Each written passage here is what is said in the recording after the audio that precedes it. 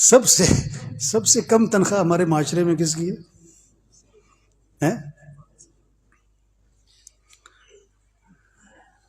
میں تو کوشش کرتا ہوں جب مجھے بیان کا موقع ملتا ہے اس بات کو لاتا ہوں کہ شرم کرو کچھ. وہی سر پڑھانے آتا ہے گھر میں ٹیوشن، اس کو دیتے ہو 10,000، اور قاری صاحب آتے ہیں اس کو دیتے ہو 1,000. شرم نہیں آتی؟ شادی کی سب سے اہم چیز کیا ہے؟ نکاح. کروڑوں روپے، ایک جوڑا 5-5 لاکھ کا، اور مولوی صاحب کو 5,000. یہ نہیں کہ مال ہے نہیں، بڑا مال ہے، بخیلوں کے پاس ہے. ایک مولوی صاحب نے کمال کر دیا، واہ واہ واہ، بڑے مزے کا. جمعہ پڑھایا نا، جمعے کے بعد دعا کروا رہے تھے، کہہ رہے اے اللہ، یہ مسجد والوں نے جتنی تنخواہ میری رکھی ہے ان کے بچوں کی تنخواہ بھی اتنی کر دے. ایسے مولوی ہونے چاہیے. لوگوں نے کہا بدوا دے رہے ہو؟ انہوں نے کہا میرا گزارا ہوتا ہے تمہارا نہیں ہوتا. تو دین آئے گا تو مال سخیوں کے ہاتھ میں جائے گا. یہ بے دینی کی وجہ ہے کہ مال بخیلوں کے ہاتھ میں ہے. اچھا، میں نے ایک شادی حال والے سے کہا، میں نے کہا یار مجھے پتہ لگا 40 لاکھ کا سٹیج بنتا ہے. کہتا مولانا صاحب پرانی بات ہے، اب تو کروڑ کا بن رہا ہے. یہاں کروڑ کا صرف سٹیج. یا اللہ، مال ہے لوگوں کے پاس، غلط جگہ لگ رہا ہے. ہمیں تو بس دین زندگیوں میں آ جائے، اس پر زور لگے. اور میرے بھائیوں، دعاؤں پہ زور لگے، اور تبلیغ کا کام جتنا پڑھائی کے ساتھ کر سکتے، جتنا کر سکتے، روزانہ، ماہانہ، سالانہ، جتنا بھی کر سکتے. اور حاجی صاحب بہت فرماتے تھے کہ کسی پر اعتراض نہ کرو.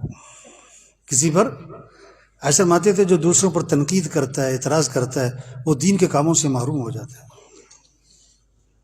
ہم میں سے پورا کوئی بھی نہیں. ممبر پہ بیٹھنے کا مطلب یہ نہیں ہے کہ ممبر پہ بیٹھنے والے کمی ہے سب میں. اس لیے کہتے ہیں بزرگوں سے دور ہی رہو. سچی بات ہے.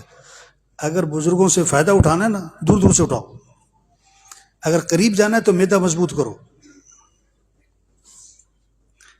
ایک آیا لاہور کا تھا، مجھے حویلی لے کے جاؤ. سارے بزرگ ہوتے ہیں نا اجتماع میں.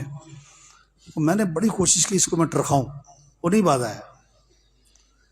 میں لے گیا. اچھا، یہ جو بہت نئے لوگ ہوتے ہیں نا، یہ بزرگوں کو فرشتہ سمجھتے ہیں. ہم تشاد میں تھے طارق جمیل صاحب کے ساتھ. اب وہاں ایک جماعت تھی پشتو والوں کی نا، جو چل رہی تھی سال میں. اچھا، وہاں اب مولوی صاحب کو جانتا پہچانتا کوئی بھی نہیں.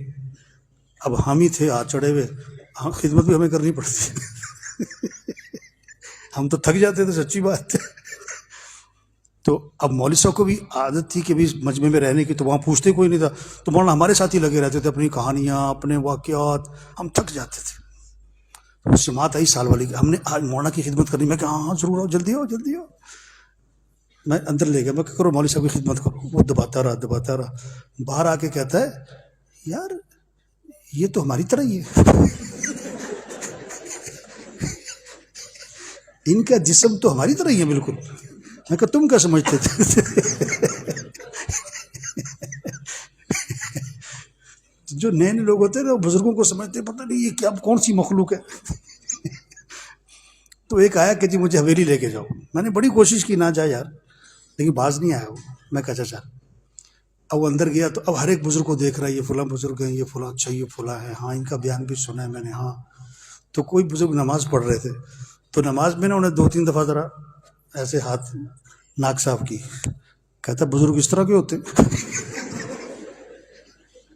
میں نے کہا میں نے تجھے کہا نہیں تھا. تو کمیاں کوتاہیاں سب میں. اعتراض نہیں کرنا چاہیے، تنقید نہیں کرنی چاہیے. ایسے میں ایک مثال دیا کرتے تھے. ایک آدمی نے تصویر بنائی اور چوک میں لٹکا دی، اور نیچے لکھ دیا جہاں غلطی ہے نشان لگاؤ.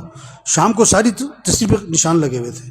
پھر تصویر بنائی اور چوک میں لٹکائی، اور نیچے لکھ دیا جہاں غلطی ہے اس کی تصحیح کرو. شام کو آگے دیکھا تو وہیں کی وہیں کھڑی تھی. غلطی نکالنا کوئی کمال نہیں ہے.